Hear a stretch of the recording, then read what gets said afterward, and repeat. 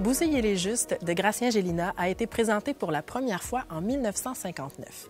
Près de 60 ans plus tard, le théâtre L'Abordé a choisi de revisiter ce classique de la dramaturgie québécoise et c'est très bien réussi.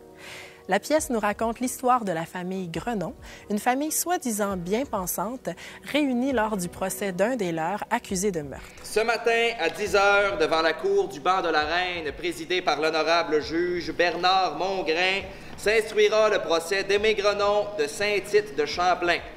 Grenon, célibataire âgé de 24 ans, est accusé d'avoir causé la mort de Bruno Maltais, 22 ans, de Montréal, lors d'une rixe.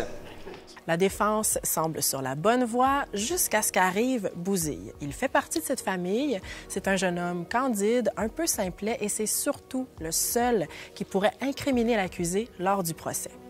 C'est alors que l'entourage de Bouzille se livre à un jeu de pouvoir et d'influence pour tenter de l'amener à se parjurer. J'ai tellement hâte de te voir parader sur ce bijou-là que je te fais cadeau, séance tenante, de 50$ comme premier raconte.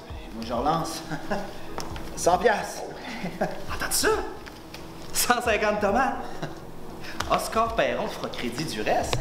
Tu pourrais l'avoir devant la maison dès demain soir. Qu'est-ce que t'en dis, mon gars? Vous pouvez pas me demander quelque chose comme ça. Quoi? Vous savez bien que ce sera un faux serment.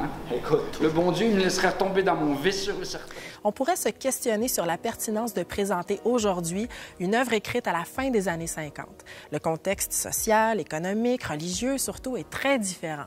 Mais c'est un pari qui a été relevé avec brio. L'accent est vraiment mis sur les relations humaines, l'histoire, la psychologie, les drames de chaque personnage. Ça rend l'histoire touchante et universelle. La mise en scène de Jean-Philippe Joubert résonne de façon très actuelle puisqu'elle oppose la soif de justice et de vérité de certains personnages à la corruption des autres. Des thèmes qui font encore aujourd'hui couler beaucoup d'encre. On s'attache au personnage de Bouzille qui est d'une grande naïveté. La distribution est généreuse, une dizaine de comédiens sur scène. Le jeu est très juste. Un spectacle qui nous permet d'ouvrir une fenêtre sur le passé et qui nous invite à redécouvrir un classique de notre dramaturgie dans toute son actualité.